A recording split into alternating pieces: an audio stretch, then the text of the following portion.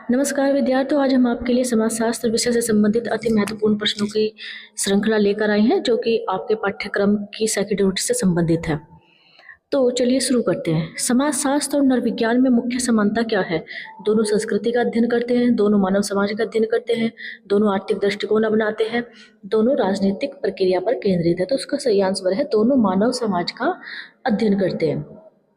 अगला प्रश्न है आपका, नरविज्ञान की तुलना में समाजशास्त्र का अध्ययन क्षेत्र कैसा है? संकीर्ण, सीमित केवल संस्कृति तक, व्यापक केवल परंपरागत समाज तक। उसका सही आंसर हो जाएगा आपका सीमित केवल संस्कृति तक। अगला प्रश्न है आपका, नरविज्ञान की प्रमुख विषय वस्तु क्या है? नगरीकरण, औद्योगिक संगठन, आदिम एवं जनजातीय समाज, आधुनिक राजनीति। तो उसका सही आंसर हो जाएगा आपका आदिम एवं जनजातीय समाज। अगला प्रश्न है आपका, समाजशास्त्र मुख्यतः किस समाज का अध्ययन करता है? जनजातीय समाज, आधुनिक समाज, केवल ग्रामीण समाज, केवल धार्मिक समाज।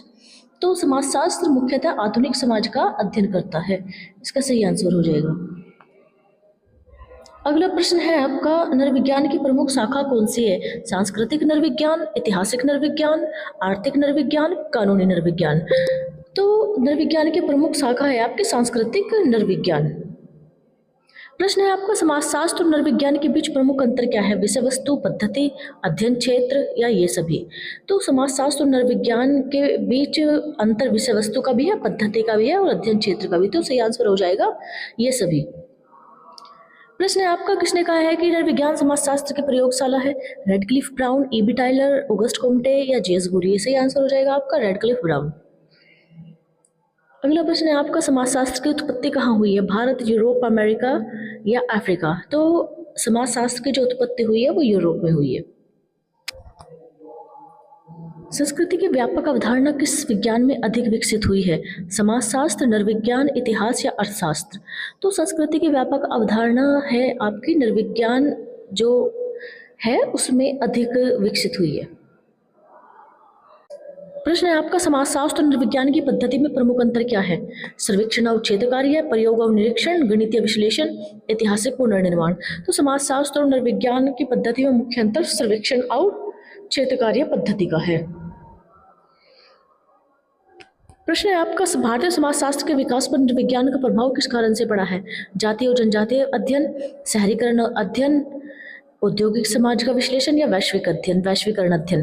तो भारतीय समाज के विकास पर नरविज्ञान का जो प्रभाव पड़ा है वो जातीय और जनजातीय अध्ययनों का पड़ा है।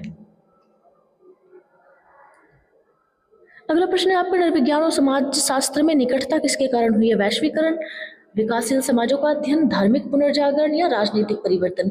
तो जो नरविज्ञान और समाज शास्त्र में निकटता हुई है वो विकासशील समाजों के अध्ययन के कारण हुई है। समाजशास्त्र का अध्ययन किन आधारों पर होता है? सामाजिक संरचना और प्रक्रियाएं, केवल सांस्कृतिक परंपरा, केवल राजनीतिक विचार या केवल आर्थिक संगठन। तो जो समाजशास्त्र का अध्ययन है वो सामाजिक संरचना और प्रक्रियाओं पर आधारित होता है। नरविज्ञान का अध्ययन किन आधारों पर होता है? सांस्कृतिक और भौतिक पहलू, केवल धार्मिक पहलू, केवल आर्थिक पहलू या केवल राजनीतिक पहलू। तो जो नरविज्ञान का अध्ययन होता है वो सांस्कृतिक और भौतिक पहलू के आधार पर होता है। समाजशास्त्र का संबंध नरविज्ञान से क्यों महत्वपूर्ण है? दोनों का अध्ययन विषय समान है, दोनों पद्धतियां समान है, दोनों मानव समाज को वैज्ञानिक दृष्टि से देखते हैं, दोनों केवल आधुनिक समाज पर केंद्रित है। तो जो समाजशास्त्र और नरविज्ञान का संबंध है ये दोनों ही मानव समाज को वैज्ञानिक दृष्टिकोण से देखने पर बल देते हैं या देखते हैं। नरविज्ञान की समग्र पद्धति क्या है? केवल धार्मिक दृष्टि, जैविक, सांस्कृतिक और धार्मिक सामाजिक दृष्टि का सम्मिलन, केवल राजनीतिक दृष्टि, केवल ऐतिहासिक दृष्टि। तो इसका सही आंसर हो जाएगा केवल सांस्कृतिक और सामाजिक दृष्टि। ठीक है।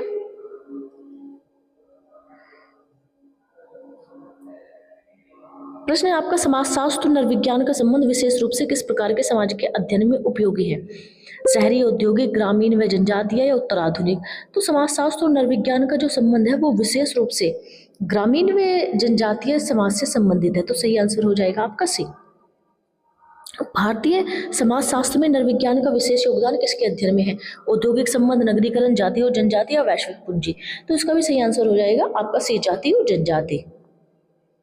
नरविज्ञान में प्रयुक्त एथनोग्राफी किसका अध्ययन है? धार्मिक प्रतीक, सामाजिक सांस्कृतिक जीवन, आर्थिक उत्पादन या राजनीतिक संगठन। तो उसका सही आंसर हो जाएगा सामाजिक और सांस्कृतिक जीवन। नरविज्ञान का अध्ययन किसे अधिक महत्व देता है? तकनीकी परिवर्तन, सामाजिक संबंध, संस्कृति और जैविक विकास या राजनीतिक आंदोलन। तो जो नरविज्ञान का अध्ययन है वो संस्कृति और जैविक विकास को अत्यधिक महत्व देता है। समाजशास्त्र की सीमा नरविज्ञान की तुलना में कैसी है? संकीर्ण, व्यापक और गतिशील, सीमित केवल संस्कृति तक, केवल ऐतिहासिक। तो व्यापक और गतिशील है समाजशास्त्र नरविज्ञान की तुलना में। समाजशास्त्र और नरविज्ञान के बीच क्या संबंध है? दोनों परस्पर पूरक है, दोनों असंबंध है, दोनों विरोधी है, दोनों केवल दार्शनिक है। तो दोनों परस्पर पूरक है। समाजशास्त्र और शास्त्र का मूल संबंध किसमें निहित है? राजनीतिक प्रक्रियाएं, धार्मिक विचार, आर्थिक जीवन और सामाजिक संरचना, सांस्कृतिक प्रतीक। तो समाजशास्त्र और अर्थशास्त्र का जो मूल है वो आर्थिक जीवन और सामाजिक संरचना में निहित है। अर्थशास्त्र मुख्यतः किसका अध्ययन करता है? सामाजिक संगठन, सामाजिक सांस्कृतिक प्रतीक, वस्तुओं और सेवाओं का उत्पादन, वितरण में उपभोग। तो जो अर्थशास्त्र है वो मुख्यतः वस्तुओं और सेवाओं का उत्पादन, वितरण व उपभोग का अध्ययन करता है। समाजशास्त्र में अर्थव्यवस्था को किस रूप में देखा जाता है? पृथक व्यवस्था, सामाजिक संस्था, केवल राजनीतिक प्रक्रिया, केवल सांस्कृतिक प्रतीक। तो समाजशास्त्र में अर्थव्यवस्था को सामाजिक संस्था के रूप में देखा जाता है। समाजशास्त्र और अर्थशास्त्र की समानता क्या है? दोनों सामाजिक जीवन के आर्थिक पक्ष को समझते हैं, दोनों केवल उत्पादन का अध्ययन करते हैं, दोनों केवल बाजार पर केंद्रित है, दोनों केवल पूंजीवाद को देखते हैं। तो उसका सही आंसर है दोनों सामाजिक जीवन के आर्थिक पक्ष को समझते हैं। प्रश्न आपका ऑप्शन ए सही हो जाएगा। प्रश्न है आपका, किस विद्वान ने कहा है कि अर्थव्यवस्था सामाजिक संस्था है? Karl Marx, Durkheim, Max Weber या पार्सन्स। तो कार्ल मार्क्स ने कहा है कि अर्थव्यवस्था एक सामाजिक संस्था है। समाजशास्त्र और अर्थशास्त्र का सबसे बड़ा संपर्क बिंदु कौन सा है? सांस्कृतिक प्रतीक, आर्थिक असमानता और वर्ग, धार्मिक प्रक्रिया या राजनीतिक दल। इसका सही आंसर हो जाएगा आर्थिक असमानता और वर्ग। समाजशास्त्र और अर्थशास्त्र का सबसे बड़ा संपर्क बिंदु है। समाजशास्त्रियों के लिए वर्ग का अर्थ है आय आधारित विभाजन, शक्ति आधारित विभाजन, सामाजिक आर्थिक स्थिति आधारित विभाजन या केवल राजनीतिक विभाजन। तो जो समाजशास्त्रियों के लिए वर्ग का अर्थ है वो है आपका सामाजिक आर्थिक स्थिति आधारित विभाजन। पूंजीवाद समाजशास्त्र और अर्थशास्त्र दोनों के लिए क्यों महत्वपूर्ण है? यह धार्मिक संगठन को प्रभावित करता है, सांस्कृतिक विविधता लाता है, या सामाजिक संबंधों और आर्थिक ढांचे दोनों को प्रभावित करता है, यह केवल राजनीतिक शक्ति को बदलता है। सही आंसर हो जाएगा आपका डी, यह सामाजिक संबंधों और आर्थिक ढांचों दोनों को प्रभावित करता है। समाजशास्त्र में आर्थिक व्यवस्था को किस रूप में लिया जाता है? केवल उत्पादन प्रक्रिया, केवल वितरण तंत्र, सामाजिक संरचना का भाग या केवल बाजार संगठन। तो आर्थिक व्यवस्था को सामाजिक संरचना के भाग के रूप में लिया जाता है। किसने आर्थिक निर्धारणवाद का सिद्धांत दिया है? तो वेबर, मार्क्स, दुर्खीम, पार्सन्स। तो आर्थिक निर्धारणवाद का सिद्धांत दिया है आपका कार्ल मार्क्स ने। अर्थशास्त्र का दृष्टिकोण समाजशास्त्र की तुलना में कैसा है? व्यापक है, संकीर्ण है, विशेषीकृत है, केवल सांस्कृतिक, केवल ऐतिहासिक। तो अर्थशास्त्र का जो दृष्टिकोण है समाजशास्त्र की तुलना में संकीर्ण है और विशेषीकृत है।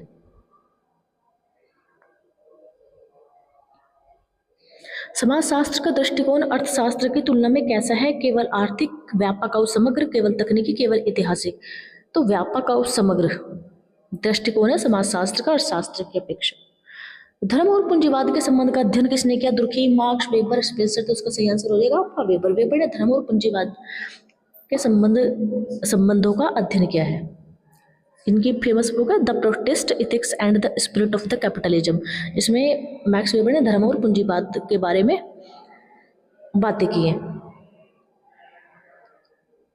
अर्थशास्त्र धन का अध्ययन कहा है? किसने कहा है? एडम स्मिथ, अल्फ्रेड मार्शल, रिकार्डो या केन्स। तो ये कहा है आपका एडम स्मिथ ने। कहीं कहीं अल्फ्रेड मार्शल भी देखने को आ जाता है, लेकिन आपको सही आंसर करना है एडम स्मिथ।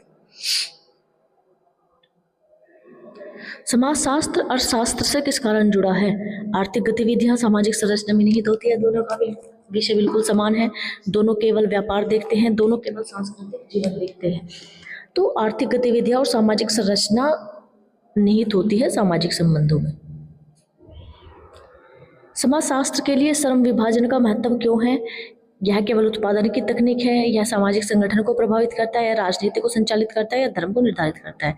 तो बी ऑप्शन सही है, यह सामाजिक संगठन को प्रभावित करता है।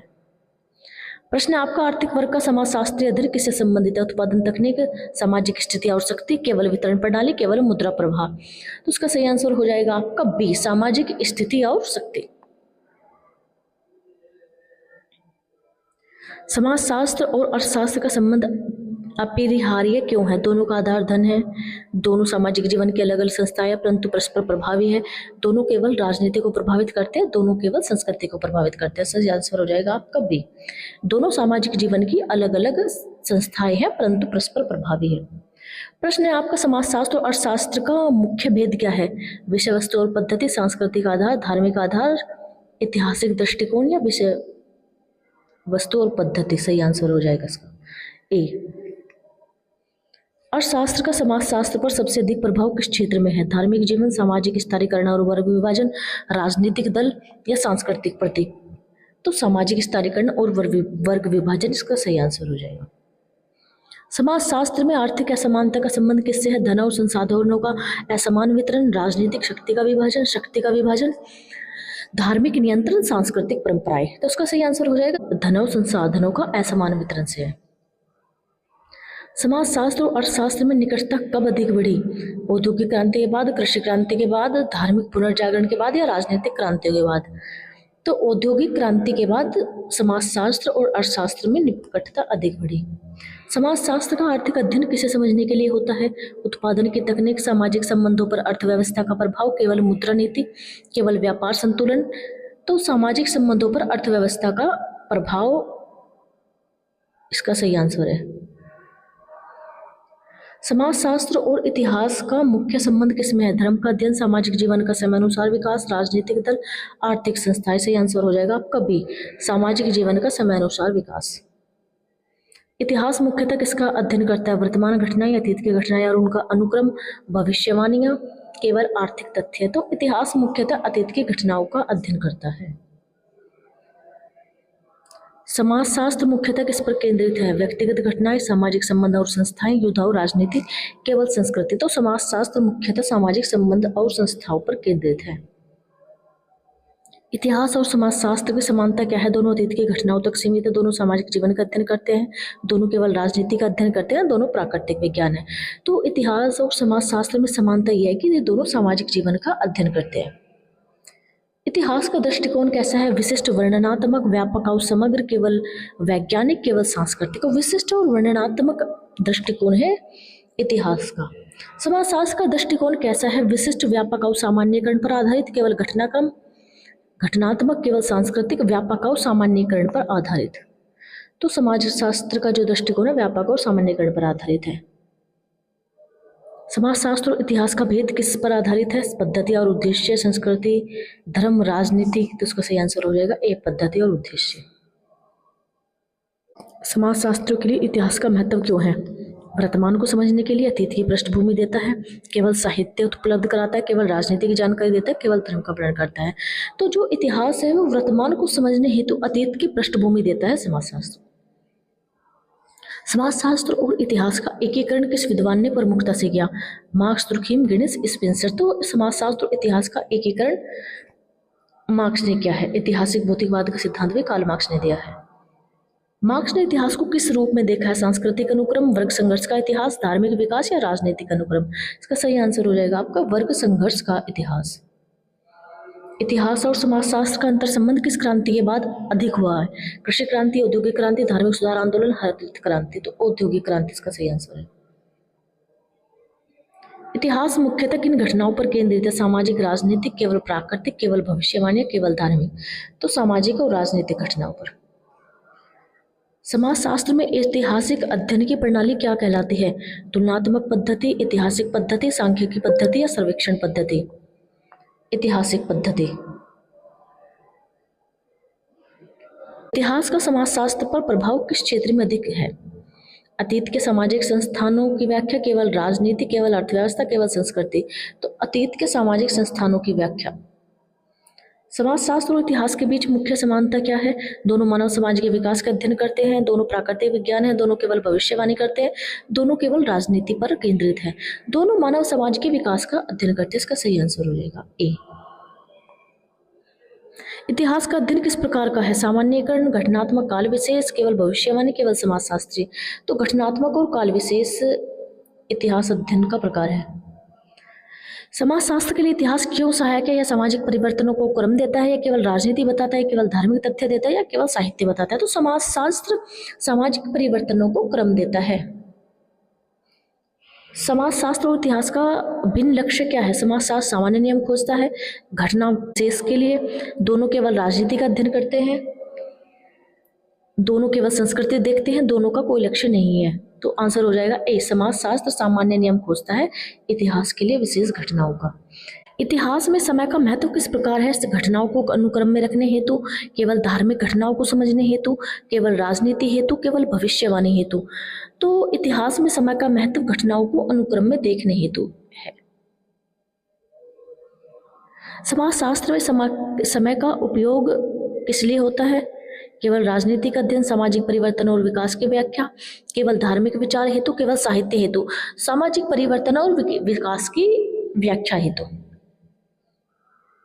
इतिहास और समाजशास्त्र में अंतर किस आधार पर समझा जा सकता है? तथ्य और सामान्यीकरण, धर्म, संस्कृति या राजनीति। तथ्य और सामान्यीकरण के आधार पर इतिहास और समाजशास्त्र में अंतर समझा जा सकता है। समाजशास्त्र के सामान्यीकरण हेतु किसका सहारा लिया जाता है? राजनीतिक अध्ययन, ऐतिहासिक प्रमाण और तथ्य, केवल धार्मिक व्याख्या, केवल साहित्य। तो ऐतिहासिक प्रमाण और तथ्य सही आंसर है। समाजशास्त्र और इतिहास के संयुक्त अध्ययन से क्या लाभ है? समाज और उसके विकास को गहराई से समझना, केवल राजनीति समझना, या केवल धर्म समझना, केवल संस्कृति समझना। तो समाज और उसके विकास को गहराई से समझना समाजशास्त्र और इतिहास के संयुक्त अध्ययन का लाभ है। समाजशास्त्र और राजनीति विज्ञान का मुख्य संबंध किस संदर्भ में है? सामाजिक संगठन और राजनीतिक सत्ता, केवल संस्कृति, केवल धर्म, या केवल अर्थव्यवस्था। सही आंसर है आपका सामाजिक संगठन और राजनीतिक सत्ता। राजनीति विज्ञान मुख्यतः किसका अध्ययन है? राजनीतिक संस्थाएं और शासन व्यवस्था, केवल समाज, केवल संस्कृति, केवल अर्थव्यवस्था। तो राजनीतिक संस्थाएं और शासन व्यवस्था इसका सही उत्तर है। समाजशास्त्र और राजनीति विज्ञान में समानता है, दोनों सत्ता और अधिकार का अध्ययन करते हैं, दोनों केवल धर्म का अध्ययन करते हैं, दोनों केवल अर्थव्यवस्था पर केंद्रित है, दोनों केवल संस्कृति का अध्ययन करते हैं, दोनों सत्ता और अधिकार का अध्ययन करते हैं। इसका सही आंसर हो जाएगा ए। राजनीति विज्ञान समाजशास्त्र को कैसे सहायक होता है? समाजशास्त्र में राजनीतिक संस्थाओं की संरचना और कार्यप्रणाली बताता है, केवल धर्म बताता है, संस्कृति बताता है, या अर्थव्यवस्था बताता है। तो राजनीतिक संस्थाओं और संरचना और कार्यप्रणाली बताता है। सही आंसर हो जाएगा ए। समाजशास्त्र राजनीतिक विज्ञान से कैसे भिन्न है? समाजशास्त्र सामान्य जीवन का अध्ययन करता है, राजनीतिक विज्ञान विशेष राजनीतिक जीवन का। दोनों एक समान है, केवल सांस्कृतिक तथ्य देखते हैं, दोनों केवल धार्मिक तथ्य देखते हैं। सही आंसर हो जाएगा ए। समाजशास्त्र सामान्य जीवन का अध्ययन करता है, राजनीतिक विज्ञान या विशेष राजनीतिक जीवन का भी अध्ययन है। राजनीतिक विज्ञान का अध्ययन क्षेत्र क्या है? राज्य सरकार और राजनीतिक संस्थाएं, केवल संस्कृति, केवल परिवार, केवल धर्म। सही आंसर हो जाएगा आपका राज्य सरकार और राजनीतिक संस्था। समाजशास्त्र सत्ता को किस रूप में देखता है?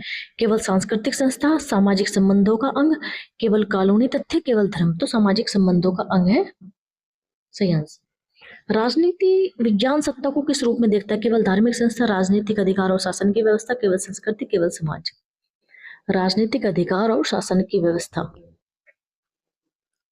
राजनीतिक समाजशास्त्र किसका संयुक्त अध्ययन है? समाजशास्त्र इतिहास, समाजशास्त्र राजनीति विज्ञान, समाजशास्त्र अर्थशास्त्र, समाजशास्त्र और नरविज्ञान। तो समाजशास्त्र और राजनीतिक विज्ञान का संयुक्त अध्ययन राजनीतिक समाजशास्त्र है। राजनीतिक समाजशास्त्र का प्रमुख उद्देश्य क्या है? समाज और राजनीति के परस्पर संबंधों का अध्ययन, केवल आर्थिक संबंध देखना, धार्मिक संबंध देखना, सांस्कृतिक संबंध देखना।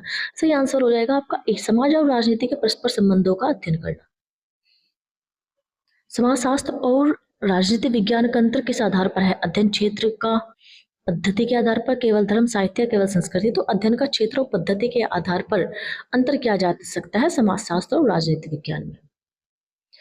समाजशास्त्र सत्ता और अधिकारों को किस रूप में देखता है? सामाजिक प्रक्रिया, केवल धार्मिक प्रक्रिया, केवल आर्थिक प्रक्रिया, केवल सांस्कृतिक प्रक्रिया। सही आंसर हो जाएगा आपका ए, सामाजिक। राजनीति विज्ञान का मूल विषय क्या है? राज्य और उसकी संस्थाएं, केवल संस्कृति, केवल समाज, केवल धर्म। तो सही आंसर हो जाएगा ए, राज्य और उसकी संस्थाएं राजनीति विज्ञान का मूल विषय है।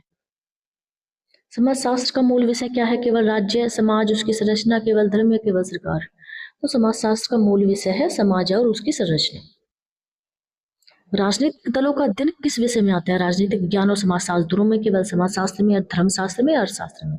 तो राजनीतिक दलों का अध्ययन राजनीतिक विज्ञान और समाजशास्त्र दोनों के अध्ययन विषय में आता है। चुनावी व्यवहार का अध्ययन किस शाखा में होता है? धार्मिक समाजशास्त्र, राजनीतिक समाजशास्त्र, आर्थिक समाजशास्त्र या ग्रामीण समाजशास्त्र? तो चुनावी व्यवहार का अध्ययन राजनीतिक समाजशास्त्र की शाखा में आता है। राजनीति विज्ञान और समाजशास्त्र में किसने सेतु का कार्य किया? तो राजनीति विज्ञान और समाजशास्त्र में आपके मैक्स वेबर ने सेतु का कार्य किया है। इसी के साथ कार्ल मार्क्स ने भी सेतु का कार्य किया है। तो मैक्स वेबर और कार्ल मार्क्स ने राजनीति विज्ञान और समाजशास्त्र में सेतु का कार्य किया है। राजनीतिक विज्ञान सत्ता को कैसे प्रभावित करता है? आदेश देने और पालन कराने की क्षमता, केवल संस्कृति, केवल अर्थव्यवस्था या केवल धर्म? तो राजनीतिक विज्ञान आदेश देने और पालन कराने की क्षमता से सत्ता को प्रभावित करता है। समाजशास्त्र सत्ता को कैसे प्रभावित करता है? सामाजिक संबंधों में प्रभुत्व, केवल राजनीति, केवल धर्म या केवल संस्कृति? तो इसका सही आंसर है सामाजिक संबंधों में प्रभुत्व से समाजशास्त्र सत्ता को प्रभावित करता है। लोकतंत्र का अध्ययन किस विषय में होता है? राजनीति विज्ञान, समाजशास्त्र दोनों में, केवल समाजशास्त्र में, केवल अर्थशास्त्र में, केवल धर्मशास्त्र में? तो लोकतंत्र का अध्ययन राजनीतिक विज्ञान और समाजशास्त्र दोनों में होता है। राजनीतिक समाजशास्त्र सामाजिकरण किसे कहते हैं? राजनीतिक सामाजिकरण किसे कहते हैं? राजनीतिक संबंधी मूल्य और मान्यताओं का समाज में प्रसार, केवल आर्थिक मूल्य, केवल धार्मिक मूल्य, केवल सांस्कृतिक मूल्य? सही आंसर हो जाएगा आपका ए, राजनीतिक संबंधी मूल्य मान्यताओं का समाज में प्रसार को बोलते हैं राजनीतिक सामाजिकरण। अंतिम प्रश्न है आपका, समाजशास्त्र और राजनीति विज्ञान का संयुक्त उद्देश्य क्या है? केवल संस्कृति का अध्ययन करना, समाज और राजनीतिक व्यवस्था की परस्पर क्रिया को समझना, केवल धर्म का अध्ययन करना या केवल अर्थव्यवस्था का अध्ययन करना? तो समाजशास्त्र और राजनीतिक विज्ञान का जो संयुक्त उद्देश्य है वो है आपका समाज और राजनीतिक व्यवस्था की परस्पर क्रिया को समझना। बी ऑप्शन आपका सही हो जाएगा। तो विद्यार्थियों, यहीं पर आपके प्रश्नों की श्रृंखला खत्म होती है एंड आई होप कि आपने अच्छे से समझी होंगी। फिर भी अगर आपको किसी भी प्रश्न में कोई डाउट है तो आप नीचे कमेंट में मुझे बता सकते हो। आपके प्रश्नों के उत्तर देने के लिए मैं हमेशा ही तत्पर हूँ।